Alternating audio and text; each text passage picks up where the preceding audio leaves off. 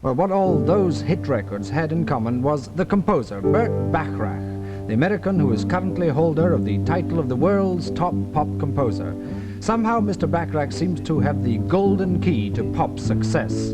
Girl singers scramble to get their hands on his latest composition, convinced that if it says Bacharach on the label of their next record, they can just sit back and wait for it to hit the heights.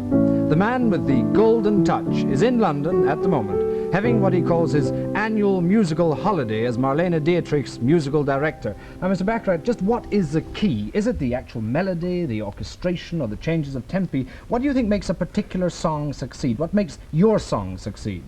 Well, I think there are many things involved. I think basically you have to have the song to start with. The song must be there or nothing will work. Then you have to have it encased in the right orchestration, the right vocal. So this song that I'm playing now was just starting, 24 Hours from Tulsa. Now, that started with 2 trumpets, and they had a tension. You don't hear them on the piano necessarily, but they started like this. You recall that. And then the rhythm came in. That started the whole record off with that tension that I felt was indicative of the lyric that Hal David wrote. Now, something else happened in the middle of that record when the lyric said, and we were dancing closely. Everything was doubled up. The time suddenly was twice as fast. The trumpets were double tonguing like that. We were going for a peak that would make the record rise up to finally come down. Now, we only had 2.5 minutes to do it in.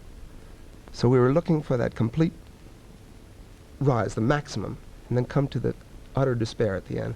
If you remember, the last lyric was, I never can go home anymore. And there was that guitar chord. I hate to do this to you, but I found someone to do, and I can never, and then that guitar chord that was so, Terrific bang. Go home again, and the whole thing ended in complete desolation. In fact, your songs have been called neurotic ballads. The people are always alone, they're friendless, they don't know what to do with themselves or where to go. Now, is this just an accident of your temperament, or do you see this as a teenage mood that you're trying to cash in on? I don't think it's anything special and anything new as far as the lyric content, say, as a new lyrical idea, because we've had lonely songs and forlorn love for a long, long time. Teenager that wasn't understood. We haven't had this great wave of acceptance of these songs by the teenage public.